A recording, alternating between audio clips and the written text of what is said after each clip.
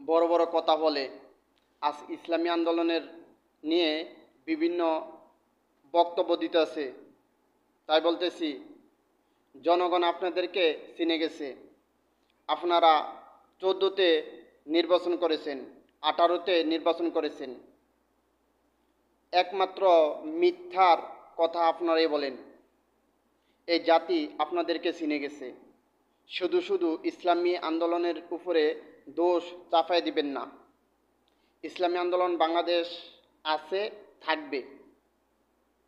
ইসলামী আন্দোলন কারো রাজনীতি করে না। আল্লাহর জমিনে আল্লাহর দিন প্রতিষ্ঠা করার জন্যই রাজনীতি করে। আপনাকে মতন চাঁদাবাজি সন্ত্রাসী করার জন্য রাজনীতি করে না ইসলামী আন্দোলন বাংলাদেশ। তাই ইসলামী আন্দোলন বাংলাদেশ নিয়ে কোনো মন্তব্য করবেন না, সময় আছে। অতীতের থেকে শিক্ষা গ্রহণ করুন।